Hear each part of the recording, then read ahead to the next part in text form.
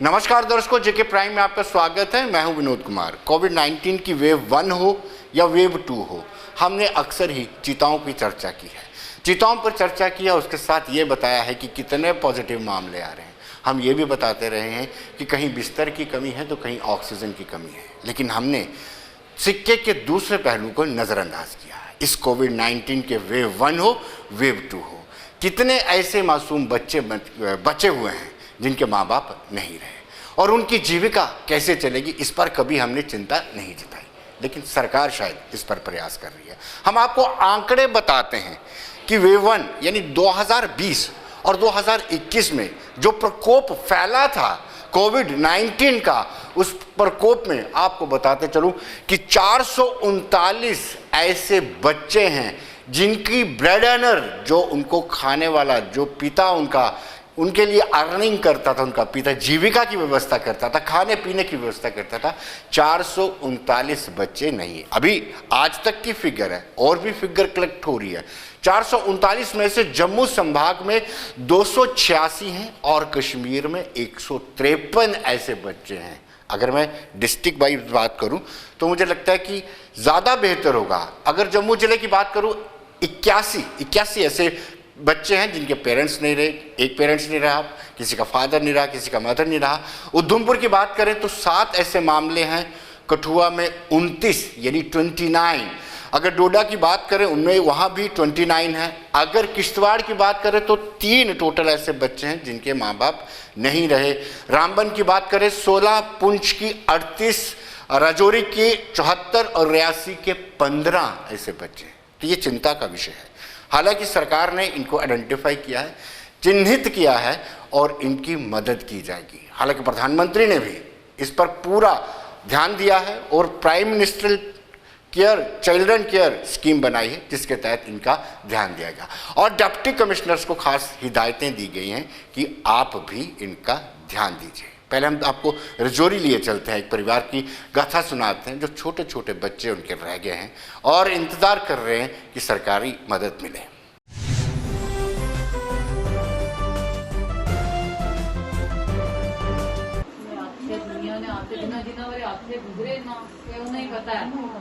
आपको रख रही हूँ मैं, आपको इनका साथ भी करने अल्लाह ने शुक्र है यार, सारे आपका भी इतना बड़ा खानदान है, बड़ा सारे हैं।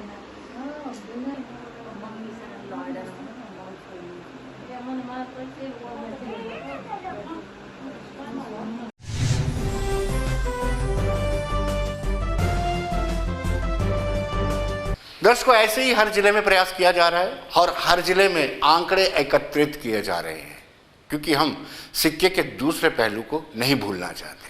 हम अगर बताते हैं कि कितनी चीताएं, बार बार चीताओं की चर्चा करते हैं, पॉजिटिव मामलों की चर्चाएं करते हैं, टेस्टिंग की चर्चाएं करते हैं या वैक्सीनेशन की चर्चाएं करते हैं, तो इस पर भी चर्चा करना ज़रूरी है। District social welfare officer Rajouri क्या कहते हैं वो हम आपको बताते हैं, ज़रूरी है।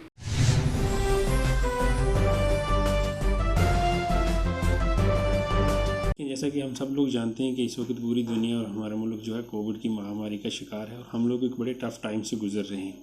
तो इसमें हम सब लोगों की एक मॉरल रिस्पॉन्सिबिलिटी बनती है कि हम सब लोग मिलकर एक दूसरे का साथ दें। तो जैसा कि आपने क्वेश्चन किया कि कितने ऐसे बच्चे हैं जिन्होंने अपने पेरेंट्स को या ब्रेड अर्नर्स को लॉस किया है बिकॉज ऑफ दिस कोविड।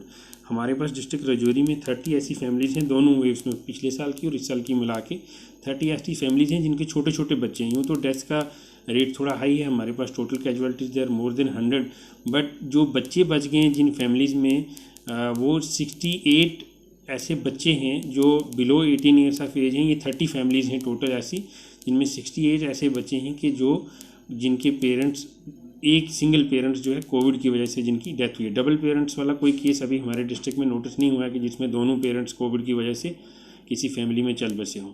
हाँ बिल्कुल, जैसा कि आप लोग जानते हैं कि रिसेंटली हमारे ऑनरेबल एलजी साहब ने एक स्कीम लॉन्च की है सक्षम के नाम से, सोशल असिस्टेंस फॉर कोविड मार्टिलिटीज़। इसमें जो बच्चे, एक तो पेंशन का प्रोविज़न है, जिन फैमिलीज़ में ब्रेड अर्नर की डेथ हो गई है बिकॉज ऑफ कोविड, तो वहाँ पे 2 लोगों को पेंशन मिलेंगी फैमिली में से। और बच्चों के लिए जो एक स्पेशल प्रोविज़न है स्कॉलरशिप का, उस फैमिली के बच्चे अगर पढ़ रहे हैं तो गवर्नमेंट ये चीज़ इंश्योर करना चाहती है कि इस कोविड की डेथ की वजह से कहीं बच्चों की पढ़ाई ना रुक जाए। तो हम लोग उनके करियर प्रॉस्पेक्ट्स को देखते उनको स्कॉलरशिप सेंक्शन कर रहे हैं। जो बच्चे, अगर किसी फैमिली में 2 बच्चों को स्कॉलरशिप मिलेगा, अगर वो बिलो 12th स्टैंडर्ड पढ़ रहा है, सपोज 10th में है या 9th में है या 12वीं से नीचे किसी कक्षा में पढ़ रहा है, तो उसको 20,000 रुपये पर एनम मिलेंगे। और अगर 12th से ऊपर है, वो कॉलेज में है या कहीं किसी प्रोफेशनल कोर्स कर रहा है, तो उसको 40,000 रुपीज़ पर एनम दिए जाएंगे। कोई एक ऐसी फैमिली जिसके अगर बच्चे बहुत छोटे हैं, अभी सपोज उन्होंने स्कूल ज्वाइन नहीं किया है, तो when they will join the school, तो उनको ये वाली जो है स्कॉलरशिप की स्कीम उनके लिए अप्लाई हो जाएगी।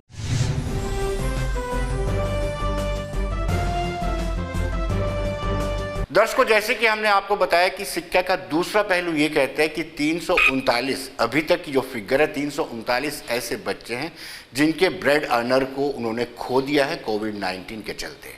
और सरकार ने एक टीम बनाई है और मेरे साथ इस वक्त सीधे जुड़ चुके हैं शबनम कामली, जो मिशन डायरेक्टर हैं ICPS। शबनम जी, आपका स्वागत है। थैंक यू सो मच जी, सबसे पहले हम आपसे ये जानना चाहेंगे कि किस तरीके से आपके पास ये इनपुट्स आ रही हैं, कहाँ से, क्या डिस्ट्रिक्ट एडमिनिस्ट्रेशन आपको हेल्प करता है और कहाँ से ये इनपुट्स आपके पास होती हैं? जी, मैं एक्सप्लेन करती हूँ। गवर्नमेंट ऑफ इंडिया में PM केयर्स फॉर चिल्ड्रन शुरू हो गया, तो सुप्रीम कोर्ट का एक डायरेक्शन आया, national commission for protection of children rights, कि वो एक पोर्टल क्रिएट करे जिसका नाम उन्होंने बाल स्वराज रखा जी। और उस पोर्टल पे हर डिस्ट्रिक्ट से, ऑल ओवर इंडिया, हर डिस्ट्रिक्ट से एक जो है इंफॉर्मेशन अपलोड होता है अबाउट कोविड ऑफर्स जी। और हमने अपने जो डिस्ट्रिक्ट में हमारे डिस्ट्रिक्ट चाइल्ड प्रोटेक्शन ऑफिसर्स हैं, उनको ये जमा करने के लिए बता दिया, मतलब form officers in connection with DC office, with chief medical officer ji. तो कोविड ऑफर उन्होंने मार्च 2020 से लेकर अब तक जी जो ऑर्फन्स हमारे पास कोविड में आए हैं, चाहे वो सिंगल ऑर्फन्स है या डबल ऑर्फन्स है, राइट, और मैं सिर्फ बच्चों के बारे में बात करेंगे जी, अब तो 18 ईयर्स, वो हमारे पास जो आए वो आप खुद बता चुके हैं, 240 प्लस 340 प्लस का जो आंकड़ा है वो आ रहा है और रोज के रोज उसको अपडेट किया जा रहा है जी। शबनम जी, शबनम जी, इनको किस तरह की हेल्प आपकी तरफ से दी जाएगी, सरकार की तरफ से दी जाएगी, गवर्नमेंट की तरफ से? जो हमारे स्टेट गवर्नमेंट ने टाइमली एक पॉलिसी बना दी जिसे सक्षम कहते हैं जी, और उस पॉलिसी में 2 हिस्से किए गए उसके। एक हिस्से में तो ये है जो फैमिलीज को या 18 साल से ज्यादा के बच्चों को जो भी फैसिलिटीज प्रोवाइड होनी है, सोशल वेलफेयर के डायरेक्टरेट से या डायरेक्टर्स आपको बेहतर बता पाएंगे, लेकिन बच्चों के लिए ये कहा गया कि हम कोविड से जो प्रभावित ऑर्फन्स हैं, हर घर में 2 बच्चों को 12th की क्लास तक जी 20,000 रुपया पर एनम जी, और 12th के बाद हायर एजुकेशन में 40,000 रुपया पर एनम की स्कॉलरशिप की सुविधा दी जाएगी जी। उसके बारे में ये कहा गया कि हम लोग जो हमारे पास जो आंकड़े हैं उनको हम DC से वेरीफाई कराएं ताकि पता चले लीगल हेड कौन सा है, आधार का नंबर, मतलब जो फॉर्मेलिटीज होती हैं वो पूरी हो जाए और DC के पास वेरीफाई होके और directorate of social welfare Jammu और डायरेक्टरेट कश्मीर में चले जाएंगे और वहाँ पर उनको फाइनेंशियल असिस्टेंस और ये स्कॉलरशिप जो है ये मिलती रहेगी जी जी जी। इसके अलावा ये जो सक्षम है, इसके अलावा ICPS की जो अपनी नीतियाँ हैं, जो हमारी अपनी स्कीम्स है, उसमें जो हमारा चाइल्ड केयर है या हम institutional care, non institutional care जो हम दे रहे हैं वो बराबर जाती है हमारे हर इंस्टीट्यूट में। हर इंस्टीट्यूट में एक आइसोलेशन रूम रखा गया है, हमने मुहैया करवाने का मतलब हम प्रयत्न कर रहे हैं, वो होपफुली नेक्स्ट वीक में चला जाएगा। थर्मोमीटर्स, ऑक्सीमीटर्स, जो राइट मेडिसिन है वो सारा प्रोवाइड हो रहा है जी जी। शबनम जी, मोड ऑफ पेमेंट क्या रहेगा? उनके बैंक अकाउंट में जाएगा? क्योंकि जब हम पहले देखते थे ओल्ड एज पेंशन को लेकर काफी सारी धांधलियां होती थी। मैं सुन नहीं पाई, मैं आपका सवाल। मैं ये कह रहा था कि मोड ऑफ पेमेंट कैसे रहेगा, उनके अकाउंट्स में जाएगा? जी, वो लिखा गया है वहाँ पर वो डीबीटी होगा और नेक्स्ट ऑफ कीन की ऑथराइजेशन के साथ वो विड्रॉ कर पाएंगे और वो सिर्फ उनकी पढ़ाई के लिए खर्च किया जाएगा। तो जो सक्षम जो हमारी एक नीति है, ये जो स्कीम आई है हमारे अपनी यूटी की, उसमें बहुत ही एक्सप्लिसिटली ये बताया गया है कि जो डायरेक्ट बेनिफिट ट्रांसफर होगा, डीबीटी होगा बच्चों के नाम और वो उनके बच्चों के मतलब बैंक वाले वेरीफाई करेंगे और एजुकेशनल पर्पसेस के लिए ही बैंक वाले भी डीसीज वेरीफाई करेंगे और आफ्टर एवरी कंप्लीटिंग फॉर्मेलिटीज वो उनकी एजुकेशन के लिए इस्तेमाल किया जाएगा। कामली जी, आखिरी सवाल है आपका, इसको मॉनिटर करने के लिए मॉनिटरिंग एंड पे कितना ख्याल रखा गया है कि मॉनिटर कैसे करेंगे, सबको मिल रहा है कि नहीं मिल रहा है? वो एक्चुअली वो जो सारा भाग है वो सोशल वेलफेयर पे डाला गया है। राइट। देखिए हमारी जो मशीनरी है, चाहे वो चाइल्ड प्रोटेक्शन सर्विस है, चाइल्ड डेवलपमेंट है ICDS या सोशल वेलफेयर है, हमारी जो मशीनरी है, हमारा जो नेटवर्क है डिस्ट्रिक्ट लेवल पर बहुत ही वास्ट और सिस्टमैटिक नेटवर्क है। राइट। और उसमें वेरिफिकेशन एक मल्टी लेवल पे होती है। जी। लेकिन उसको देखने के लिए नोडल ऑफिसर जो एक कमेटी भी बनाई गई है, उसको तश्कील दिया गया है डीजी विमेन एंड चाइल्ड के नेतृत्व में। मिस्टर तारुक अली वो इसके चेयरमैन हैं, उसके मेंबर मैं हूँ, director social welfare Jammu, director social welfare Kashmir और फाइनेंस के एक नॉमिनेटेड मेंबर है। तो वो कमेटी ओवरसी करेगी। जी शबनम जी, बहुत बहुत शुक्रिया आपका, धन्यवाद। Thank you so much.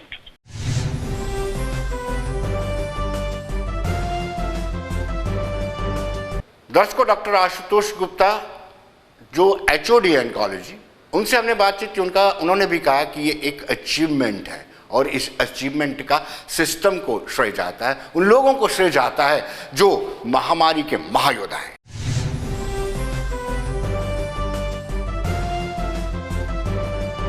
बड़ी अच्छी बात है कि हमारी स्टेट हेल्थ अफेयर्स में काफ़ी बारी अच्छी पोजीशन गेन करती है। आपको याद होगा पहले भी जो प्राइमरी और सेकेंडरी हेल्थ केयर में थी, आपको याद होगा हमारी स्टेट ने टॉप किया था। तो आई होप कि ये ट्रेंड रहेगा। स्पेशली प्राइमरी केयर में हमारी स्टेट में जो बेसिक गवर्नमेंट सेक्टर काफ़ी स्ट्रॉन्ग है, तो उसी के थ्रू आप देख रहे हैं कि जो वैक्सीनेशन हुई है वो बेसिकली गवर्नमेंट सेक्टर के जो हमारे वर्कर्स हैं, फील्ड वर्कर्स हैं, उनकी वजह से काफ़ी अच्छी वैक्सीनेशन रही है। ड्राइव बहुत अच्छा रहा है और कहते हैं 45 ईयर्स के ऊपर वैक्सीनेशन काफ़ी लोगों को हुई है और जो नहीं हुई है कहते हैं 30 जून तक गवर्नर साहब ने, LG साहब ने बोला है कि everyone has to be vaccinated. तो कुछ एडिशन मैं ज़रूर कहूँगा अपने हेल्थ सेक्टर को, एडमिनिस्ट्रेशन को स्पेशली, कि 18 और 45 के बीच में लोगों को अभी भी कुछ मुश्किल आ रही है। विद दैट जो अगला फोकस होगा इसका एपिडेमिक का, वो 18 to 45 यंगर ग्रुप है, तो they have to be very very strongly looked after. मेरे को तो लगता है कि हर एक सेक्टर में गवर्नमेंट को जाके लॉकडाउन लगाया है तो वो घर घर जाके home facilities for vaccination should be given, number 1। Number 2, जो हमारे लीडर्स हैं, हमारे कॉर्पोरेटर्स हो गए, रिलीजियस लीडर्स हैं, they should come forward very strongly for the vaccination, क्योंकि उनका बड़ा इन्फ्लुएंस रहता है कम्युनिटी पे। अपने अपने जो लीडर के एरिया के लीडर्स हैं, रिलीजियस लीडर्स हो गए, पॉलिटिकल लीडर्स हो गए और opinion makers, they should say कि नहीं, मेरे एरिया के जो लोग हैं उनको मैसेज दें कि अपने आप को वैक्सीनेट कीजिए। गलत वैक्सीनेशन, इसके जो भ्रम हैं, जो इसकी जो मिथ्स हैं, उनको बिल्कुल बिल्कुल वॉश आउट कीजिए। Vaccination is good, there is nothing against it, it's all beneficial, no damage.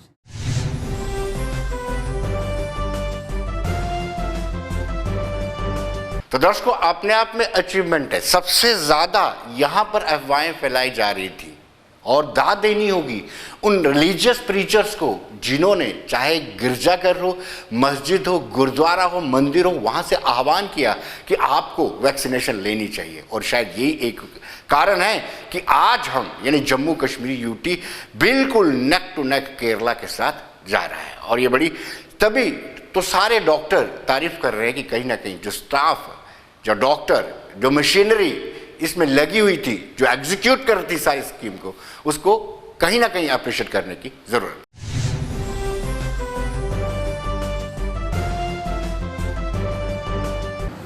जैसा कि हमने भी सुना है कि जम्मू कश्मीर जो यूनियन टेरिटरी है, इसने ऑल इंडिया लेवल में वैक्सीनेशन की जो कैंपेन चली है उसमें इसने टॉप किया है परसेंटेज ऑफ पॉपुलेशन जो वैक्सीनेट हुई है उसके हिसाब से।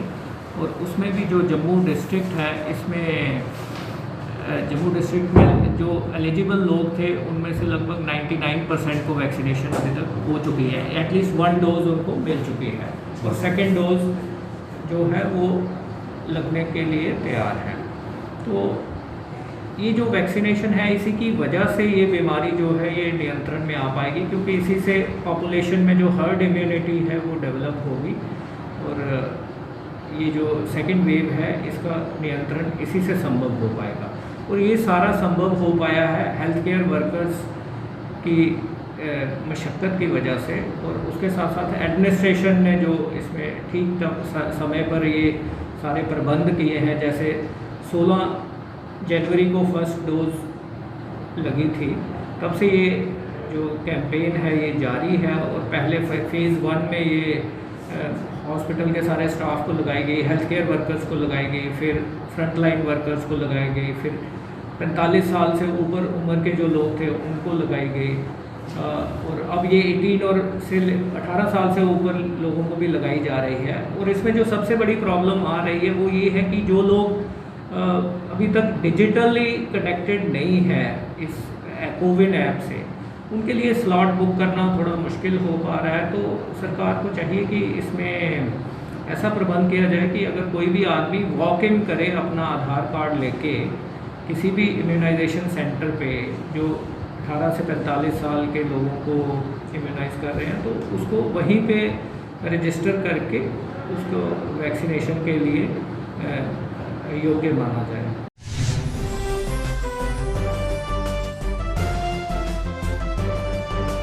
दर्शकों, अब हम बात करेंगे पैरामेडिकल स्टाफ की या बाकी दीगर जो लोग लगे हुए थे उनका भी ये मानना है कि डे 1 से ये कोरोना वॉरियर पूरे मन से, जब से वैक्सीनेशन आई थी तब से मन से ये वैक्सीनेशन की तरफ लगे हुए थे। पहले सबको लगाया गया जो कोरोना योद्धा है, उसके बाद बाकी दूसरे लोगों को, अब 18 से 44 तक 44 तक को भी वैक्सीनेट किया जा रहा है। वैक्सीनेट होने से प्रोटेक्शन आती है और ये बड़ी उपलब्धि बताया जा रहा है।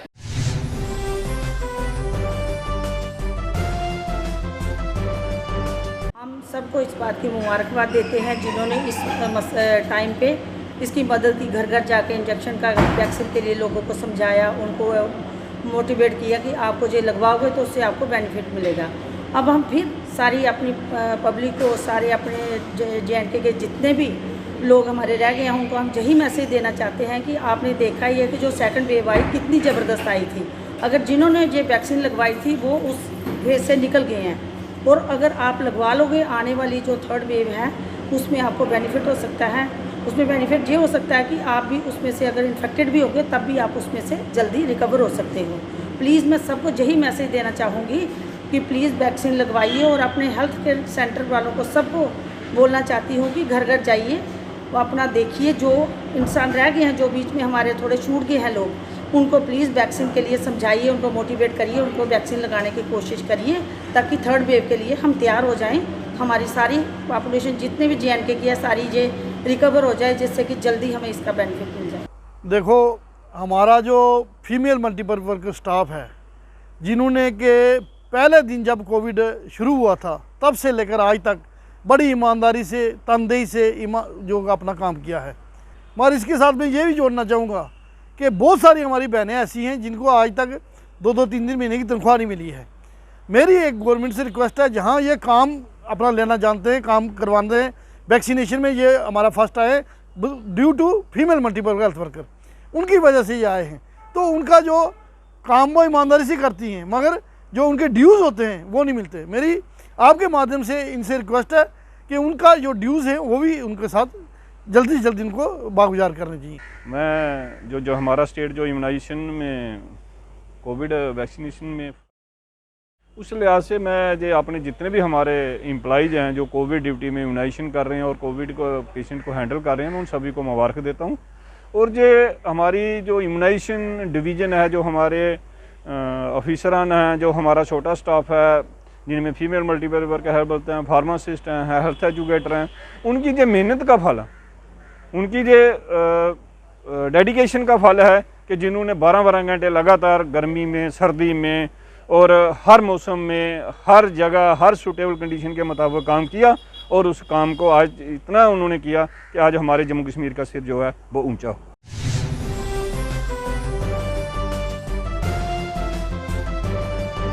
दर्शकों, अब हमारे साथ फोन लाइन पर सीधे डॉक्टर सलीमुल रहमान जुड़ चुके हैं, जो डीजी है फैमिली वेलफेयर एंड इम्यूनाइजेशन।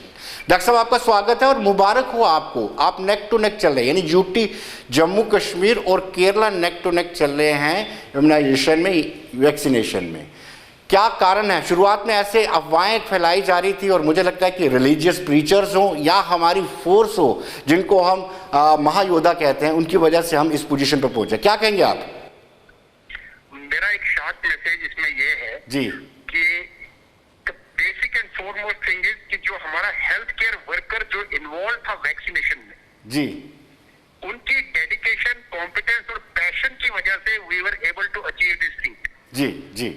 आपको मैं ये एग्जांपल दूंगा कि संडे को भी हमने वैक्सीनेशन की। जी, हमें ये एहसास था, हमारे डिपार्टमेंट को ये एहसास था कि अब इस वक्त ज्यादा से ज्यादा लोगों को वैक्सीनेट करने की बहुत अर्जेंट जरूरत है। तो संडेज को भी not a single Sunday was spared, despite कि हमारे पास ज्यादातर फीमेल स्टाफ ड्यूटी पे होता है, लेकिन उन्होंने भी, it was not coercion, it was not intimidation, it was pure voluntary, they accepted this thing. Number 2, we got the, और हमारा वेडनेसडे एक रूटीन इम्यूनाइजेशन है हमारे स्टाफ में।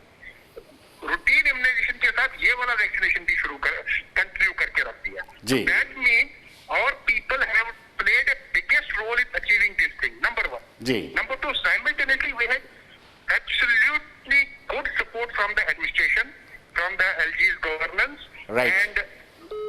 and our entire government, whether it is Financial Commissioner of Health or other people, whosoever was required to provide this support across J&K.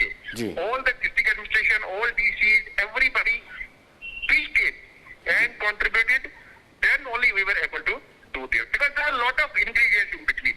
Procurement of vaccine, timely distribution of vaccine, management, and then strategic identifying root causes, strategic planning.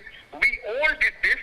And then one more thing, we had a previous experience of measles, rubella vaccination, polio vaccination. So we utilized our old and previous experience also while continuing with the process of vaccination regarding COVID-19. Doctor Salim, हम केरला के बराबर कब पहुंचेंगे? केरला से आगे कब तक पहुंच जाएंगे? देखिए, केरला के बराबर तो हम, we are only fractionally, rather marginally behind Kerala. But I am telling you, we are archiving some data, which is, and we are just trying to streamline our data. And I can assure you, within very few days, we'll be much, much ahead of Kerala and other states. Because we know our strength and we know our data properly. We just have to archive some data and we just have to streamline some data. And I am sure in days to come we are working very hard on that, and I am sure very, very shortly we'll be surpassing Kerala also. Doctor साहब, ये जो vaccination है, इसको लेकर के जो 44 plus है, 45 plus हैं, उनको लेकर के पहले ड्यूरेशन कम थी, अब कह रहे हैं कि थोड़ी ड्यूरेशन बढ़ा दी गई है। व्हाट अबाउट जो बिलो हैं 44, उनको भी स्लॉटिंग नहीं मिल पा रही है? देखें, 45 प्लस जो है, we have almost taken care of entire population, almost, like see, some districts are already 100%. Gadaribal, Jammu, Samba, they have covered, or most of the other districts, they have many districts, majority of the districts are around 80 plus achievement. तो लेकिन जो बाकी है, जो 18 to 44 है, इसके लिए भी इस वक्त भी कंट्री की नेशनल फिगर जो है, एवरेज है 3.1 और 3.2, वी आर ऑलरेडी 4.3। तो उसमें भी हम बहुत अच्छा कर रहे हैं। और मैंने कहा कि जब हम डेटा हमारा ठीक हो जाएगा तो हमारा उसमें भी काफी अच्छा है परसेंटेज आ जाएगा। और रिगार्डिंग योर कि हम सेंटर्स का बढ़ा रहे हैं, we have already started 3 centres of Covaxin in Jammu as well as Srinagar. Simultaneously जो सेकंड डोज उनकी लगनी थी, वो भी हमने 6 से 7 सेंटर स्केल अप किए हैं, both Srinagar and Jammu. And we are going to, we have already we have started at 8 districts, 4 each in Jammu and 4 each in Jammu and Srinagar, Kashmir, जहाँ पे कोविशील्ड 18 to 44 शुरू कर चुके हैं। And from 12th onwards, we are planning कि हम 20 के 20 district में 18 से 44 वाले एज ग्रुप को भी दें। जी डॉक्टर साहब बहुत बहुत शुक्रिया आपका, धन्यवाद।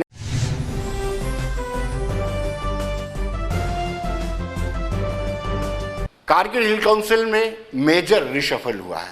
2 सदस्यों को, एग्जीक्यूटिव काउंसिलर को रिप्लेस किया गया है। अगर बात करेंगे, मोहसिन अली को रखा गया है और उन्होंने रिप्लेस किया अली मोहम्मद चंदन को, और दूसरे जो सदस्य हैं सईद अब्बास रिजवी, उन्होंने भी रिप्लेस किया है। तो कहीं ना कहीं 2 नए सदस्य हैं, जिम्मेदारियां दी गई हैं और उनसे उम्मीद भी है, क्योंकि ये 2.5 साल का एक समझौता हुआ था कि 2.5 साल वो रहेंगे, 2.5 साल वो रहे। उनके 2.5 साल मुकम्मल होने के बाद अब इनको मौका मिला है।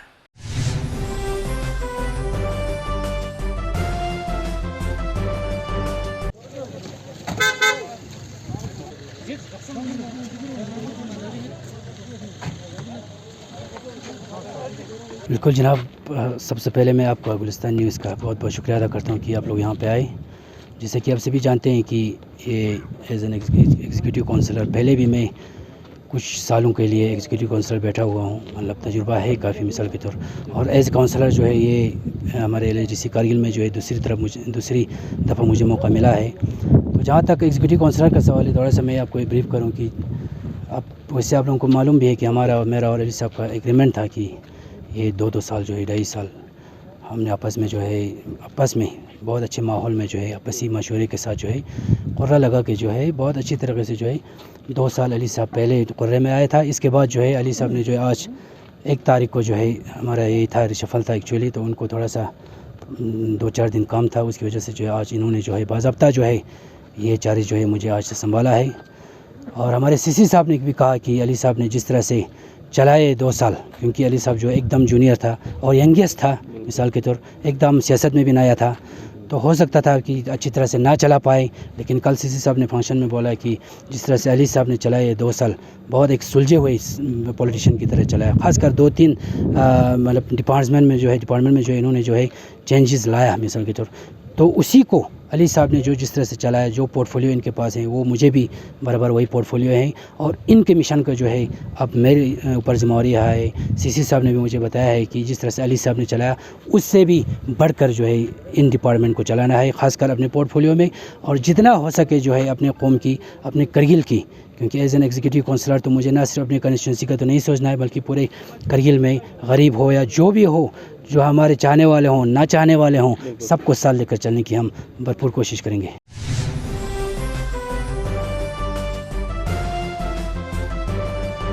तो दर्शकों, बने रहिए देश दुनिया की खबरों के लिए और मुझे दीजिए इजाजत।